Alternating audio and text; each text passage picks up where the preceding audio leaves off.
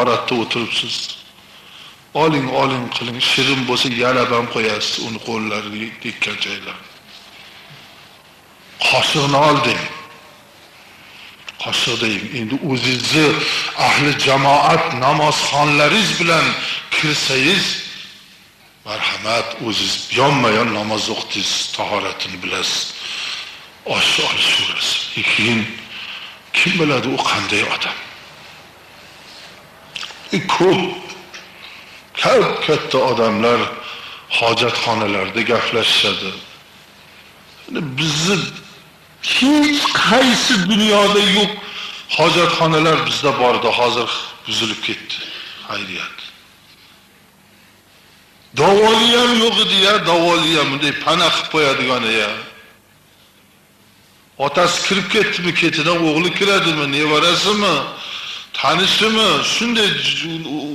Shunchalik dinsizlikning eng sharmandali holati hojatxonalarda bilinardi. Undan keyin hali navbat keladi hammomlarda.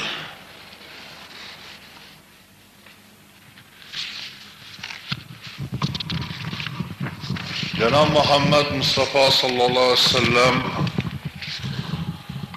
marhamat qilib aytgan ekan, bir kuni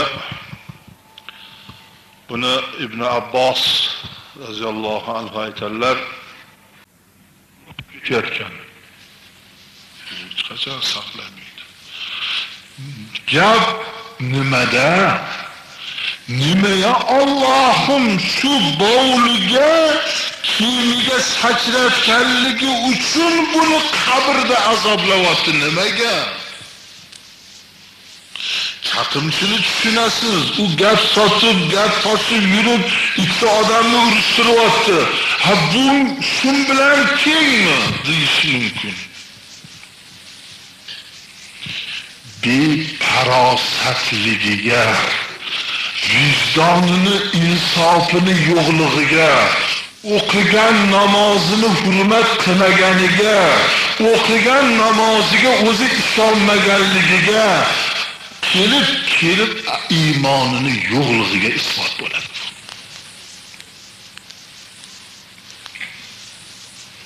Kiming iflos bo'lsa namozing qabul bo'lmaydi deb turilsa, bo'lsa bo'lar, bo'lmasa yo'q deyapti deb. Endi umuman men mo'minman deb namoz o'qimay tahorat qilmay yurganligini endi qo'yavering azobini.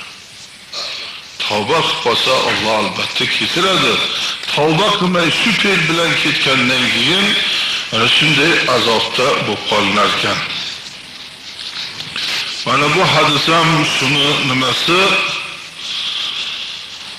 Peygamberimiz Muhammed sallallahu aleyhi ve sellem aytgan ekanlar, "Ammatu azabil qabri fil bawli fastanzihu minal bawl." Eng ko'p qabrning azobi ommatan bu bavuldan.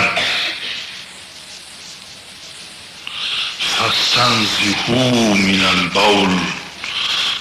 O'zingizni buni bavuldan o'zingizni ehtiyot qilib poklang.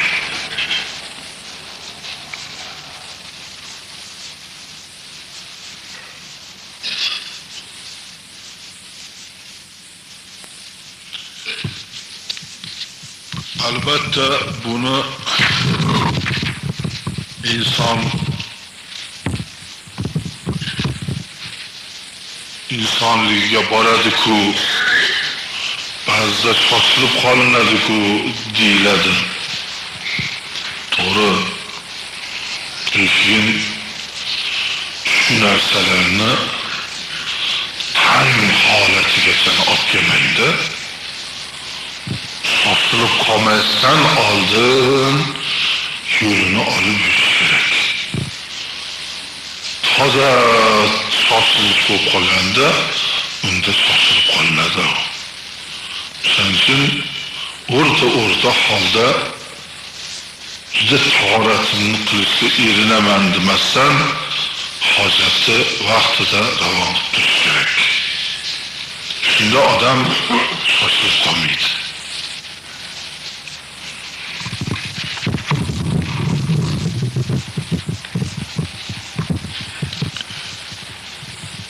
Peygamberimiz Muhammed sallallahu aleyhi ve sellem Miraç kechasida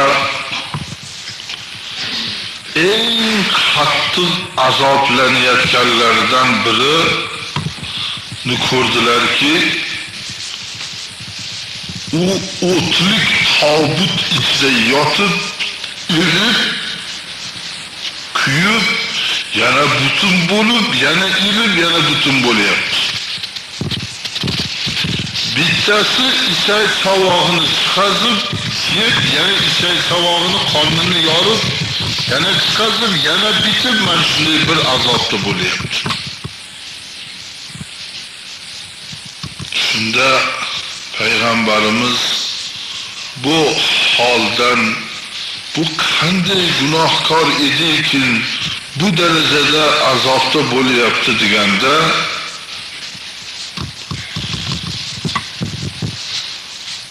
o'zini ichak savog'ini chiqazib, yeb, yana shunday holga tushayotgan odam odamlar yuradigan yo'lda hurmat qilmasdan hojatini chiqazgan odam, yo'llarga kirini to'kkan, najosat qilgan inson. Tovutda dahshatli azobni bo'ynidan kechirayotgan, bovuldan o'zini tiymasdan kiyimlariga sachratib yurgan odam. Bu qabrdan boshqa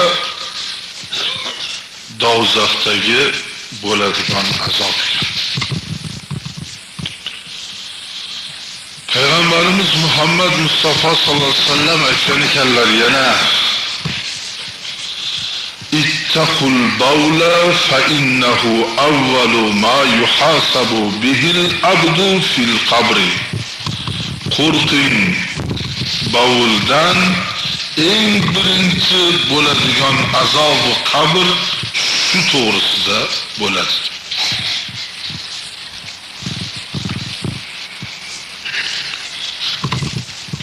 Hazreti Jabir radhiyallohu anhudan bu hadis, mübarek hadis rivayet qilinadi.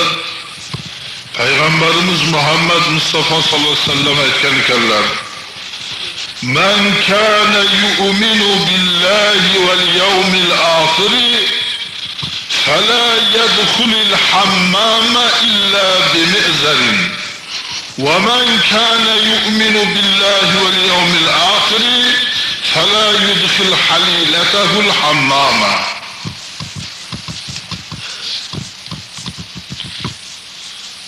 Kimki diptiler Muhammed Mustafa sallallahu aleyhi ve sellem Allah'a iman keltirgan bo'lsa,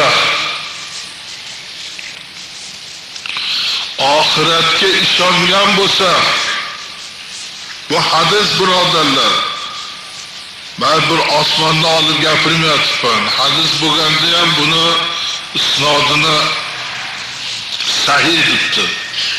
Kimki Allohga ishonsa, qiyomat kunga ishonsa, hammomga yalang'och kirmasin, lungi bilan kirsin, avratini bekitib, erkak odam ezor bilan kirsin, o'zini to'sib kirsin.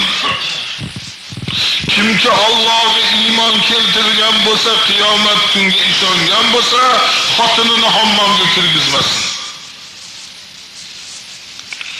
Jamoa hammomiga, uyni hammomi kirmaydi bunga.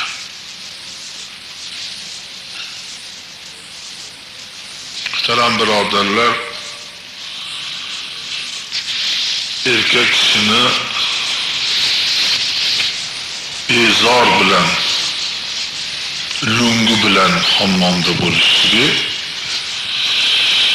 erkakning avrati erkakka ham avrat mumkin emas. Harom.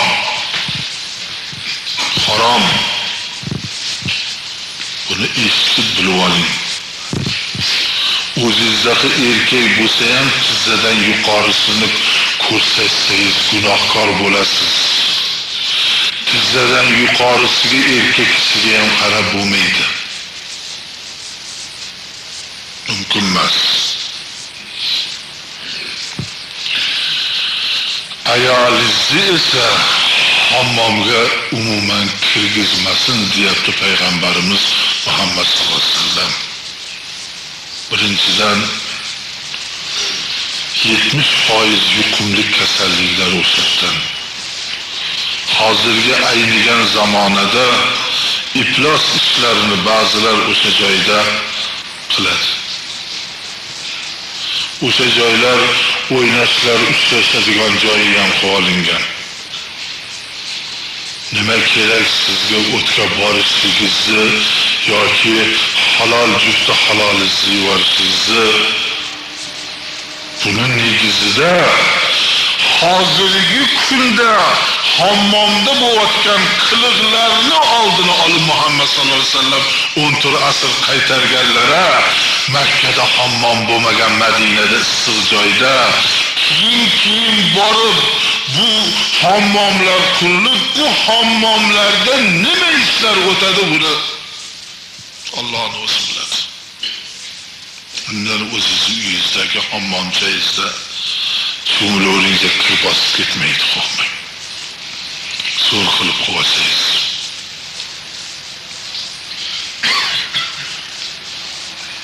Lekin u hammomga kirgan odam gunohkor bo'ladi. Siz bekitdingiz.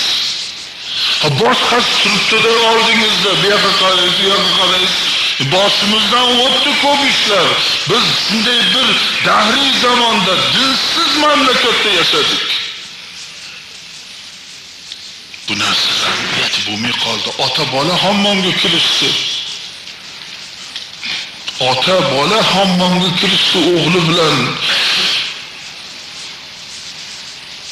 Qanaqa inson o'g'lini oldida tilyalang'och bo'lib cho'milsa. Dinsizlik qilib qo'yadi. Bandagi omad baroyi zindagi, zindagi bebandagi sharmandagi degan mana shu eslatiladi. Alloh taolo hayot uchun, hayotda bir parda shab bilan yashashlik uchun dinni yuvardi. Dinsiz yashashlik bu sharmandalikdan iboratdir. Ana shularni balki bu domilla hayotdagi masala yo'q. Buni Muhammad Mustafa sallallohu alayhi vasallam sizni bizga ummatlarga tayinlab aytib ketganlar. Biz bularni yetkazib qo'yishimiz gardanimizda shartki, to'yki birontangiz o'g'lingizni yetaylab hammomga borib gumur cho'milib o'ta cho'milganlar bilan yonma-yon bo'lib qolmang. U erkak-ku bo'laveradi, zish xayolga kelmasin. Biz shuning uchun musulmon kofir bu dunyoda farqi katta. Bu kofirlar va erkaklar bir-biridan uyalmaydi, bir-biriga avratini ko'rsatadi. Biz musulmonmiz, bizga mumkin emas. Kindik bilan tizzani hech kimga ko'rsatish mumkin emas. Namozxon bolalarning biriktasini ko'ramiz. Torrali plastik deydi, seni kiyib olib cho'miladiganlari ham bor. Orqasini ochdi, nima yo'qniki ochdi, u bilan yurdi nima. Yalang'och yurgandan farqi yo'q.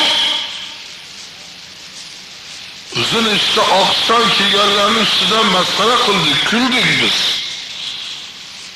Kofir bo'lib, g'ayri din bo'lib, o'zimizni ota-bobomizning dinini kiyimidan kuldik. Oqshom kiyish kerak musulmon. Tizzadan bekish kerak, tizzadan, kindikni tepasidan, tizzadan.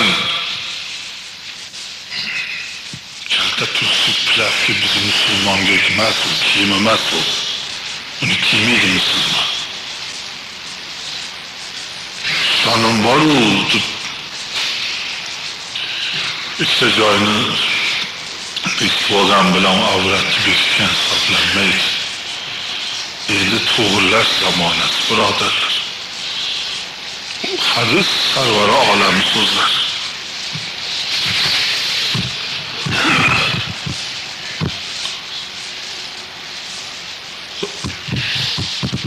Yana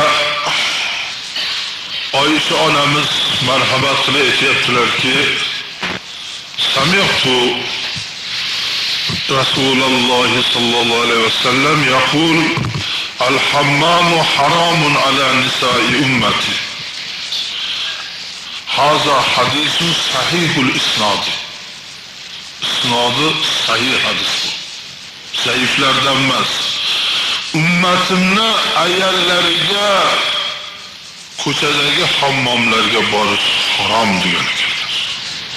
Muhammad Mustafa sallallohu alayhi vasallam. Ummatlarimni ayallariga, ayol ummatlarimga ko'chadagi hammomlarga borishlik harom. Cho'chqa go'shti qandoq harom, boshqasi qandoq harom, ana shundoq harom. Buni yetkazib tushuntirib qo'yiladi.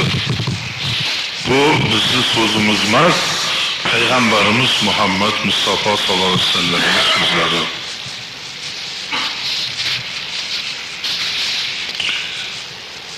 Payg'ambarimiz Muhammad Mustafa sallallohu alayhi vasallam marhamat qilib aytgan ekanlar: "Man kana yu'minu billahi wal yawmil akhir falyukrim jarahu wa man kana yu'minu billahi wal yawmil akhir fala yadkhulul hammama illa bimizari wa man kana yu'minu billahi wal yawmil akhir falyaqul khayran aw liyasmut wa man kana yu'minu billahi wal yawmil akhir min nisaikum fala yadkhulul hammama."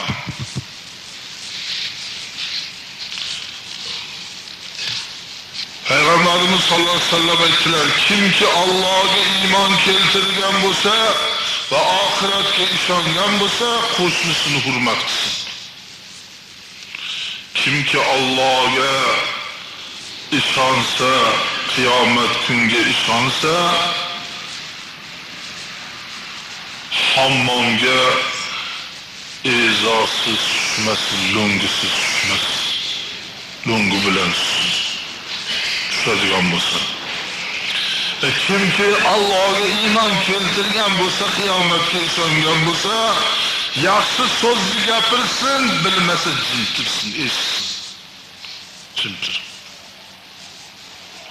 Kimki Allohga iymon keltirdi, qiyomat kunga ishondi, ayollaringizdan fala yadkhulul hammam, ayollaringizni hammomga kirgizmanglar. Buni yaxshi tushunib olingda, u ko'chadagi hammomlarga. Yana hammomga kirmasdan uyda ham hammomga qo'yib yurmay, qilib olish kerakda. Peygamberimiz Muhammed Mustafa sallallahu aleyhi ve sellem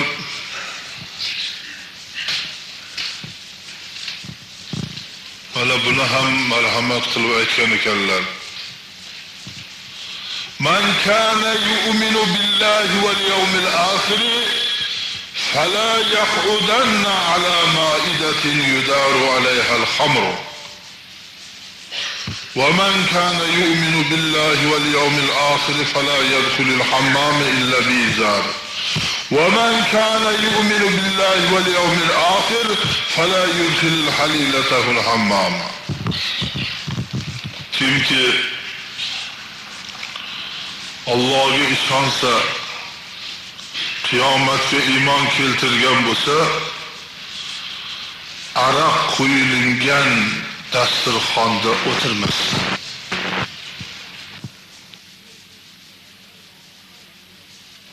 Kimki Allohu qiyomatga ishonsa, iymon keltirgan bo'lsa, ichkilik ichadigan joyda o'tirmasin. Ichmayman, qizil to'yda o'tiraman deb borib, la'natga qolmang. ismisizni o'tirmang. Avvalo qaytaring, qo'lingizdan kelmasa o'tirmang.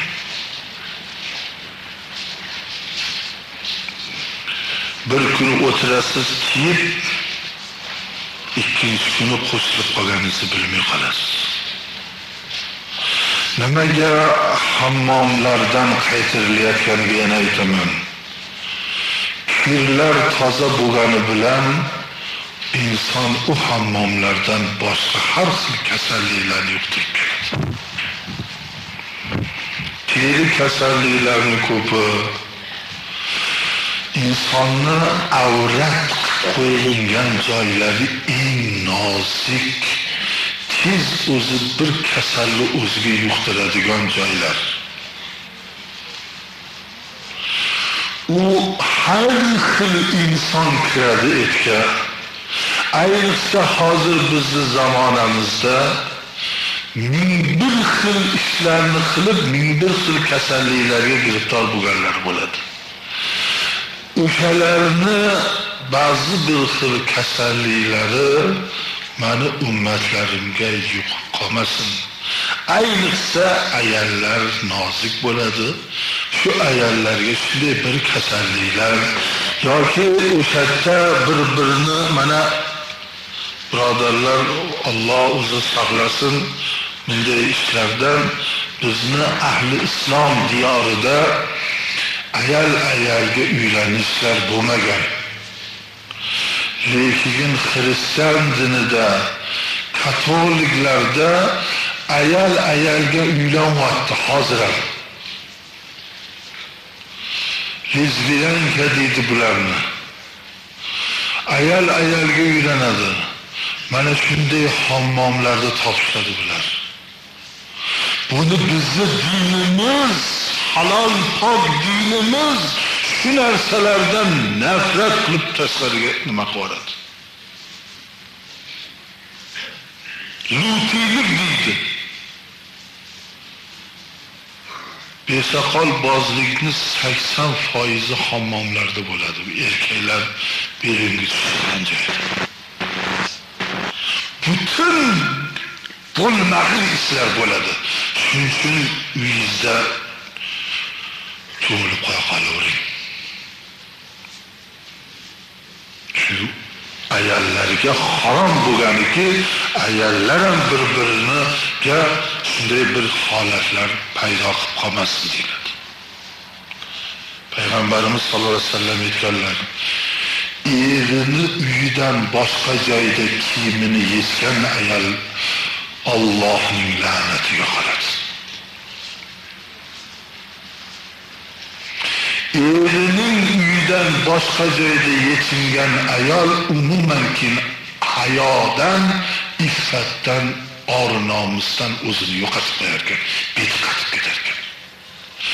Ayol faqat o'zini erining uyida yechinsa, u ayol hayolik, ibolik bo'lar ekan. Har bir hammomga borib kelganda 100% sarma hayosidan 20% qolib qolaverar ekan. Qanchalik begona ko'zdan uzoqda bo'lsin, ayoldir erkak. Ko'p voqealar bo'lgan. Ana shu hammomlarda ayollar bir-biriga dushman bo'lib qolib, biron bir belgini ayol kishi ko'rib turib, borib boshqa erkakka aytib, u erkak uni eriga aytib turib so'ydirtirib yuborgan. Shunday holatlar bo'lgan. Ko'p narsalarni o'z ichiga olib turib, bu narsalarni shariatda harom qilingan.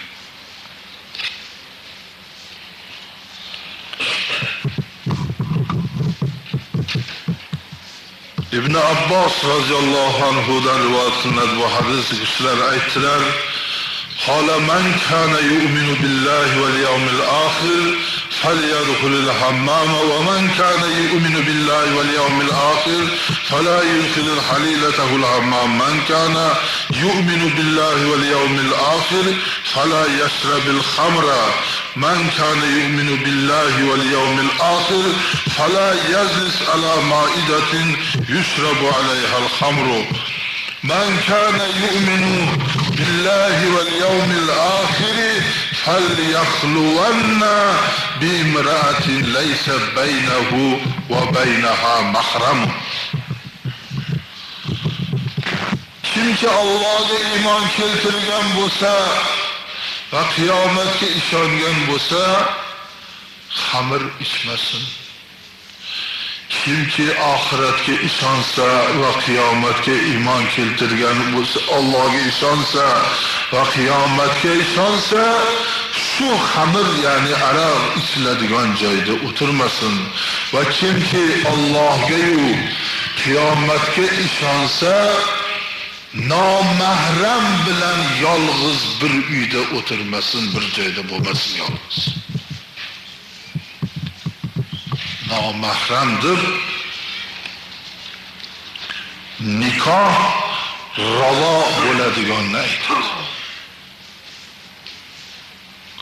Nomahramdir, nikoh ravo bo'ladiganini aytadi. Mahram otasi, akasi, ukasi, jiyani, tog'asi, amakisi mahram. O'gay otasi ham mahram.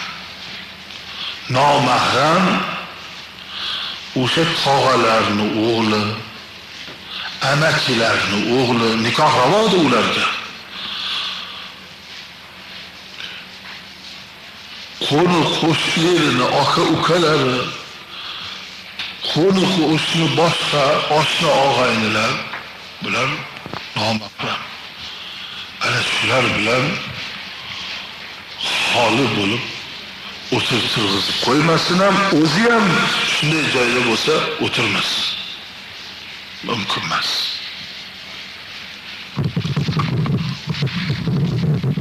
Eng bitta dahshatli joyi shuki, ukamni uyiga kirib ketaverishsa. Ukangiz bo'lmasa kirmang. O'tirmang. Bu shariatda yo'q. Narsa.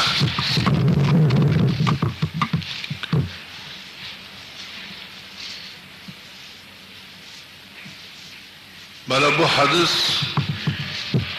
junublikni bekordan bekor cho'milmay cho'zishlikda. Rahmat farishtalari kofirni o'ligi yotgan joyga kelmaydi. Va bir zafarondan qilingan adikalom bor. O'sha sepilgan joyga ham kelmaydi. Va junub bo'lgan joyga g'usl qilmagan odam, nasga botgan odam bor uyga ham, bor joyga ham rahmat farishtasi kirmaydi. Rahmat farishtalari kirmagan uyda baraka, fayz, hech bir ibodatli duolar qabul bo'lmay qoladi. O'sha rahmat farishtalari bizni duolarimizni, ominlarimizni Alloh dargohida maqbul bo'lishiga yordam beradiganlar. Mabodo g'usl qilmasdan, endi g'usl qilganda bu yerda davom etdiki, illal vuzu, tahorat qilib uxlasa bo'ladi. Junub odam. Avvalo cho'milib olib uxlash kerak. Endi cho'milolmadimi? Kichkina namozga qilinadigan tahoratni qilib uxlasin. Bo'lmasa shu cho'milmagan holda jon berib qolsa, Alloh o'zi saqlasin, u nihoyatda azoblanib jon berar ekan. Chunki atrofida ming mu'min bo'lgan bo'lsa ham rahmat farishtalari bo'lmas ekan. Kishi aytadilarki,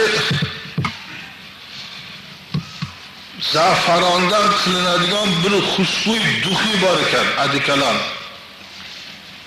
Bu mushka ambar boshqa, adikalonlar boshqa, shuni bilib olinglar.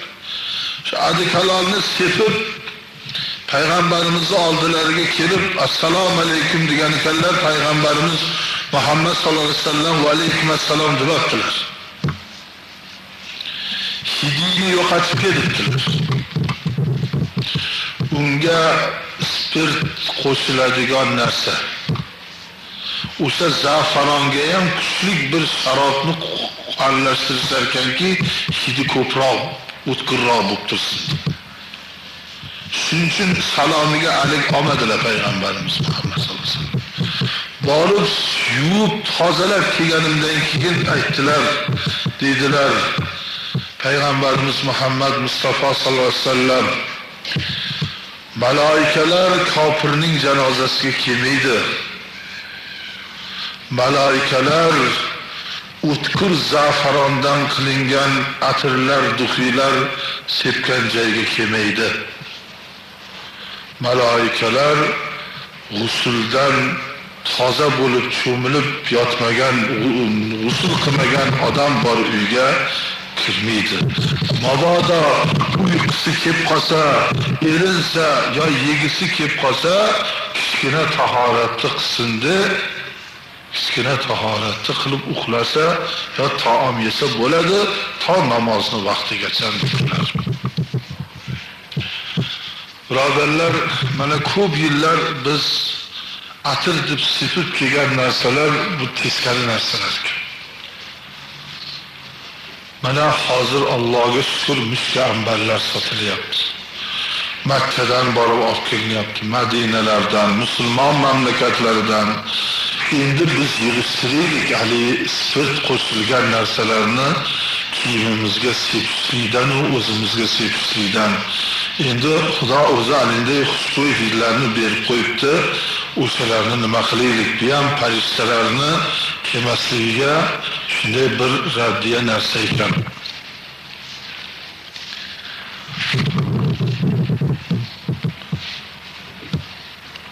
Payg'ambarimiz Muhammad Mustafa sallallohu alayhi vasallam aytibdilar,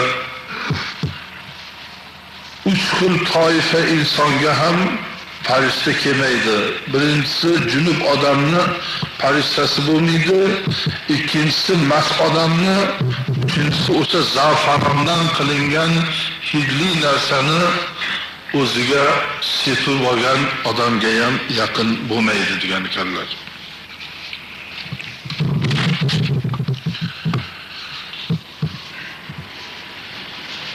Muhtaram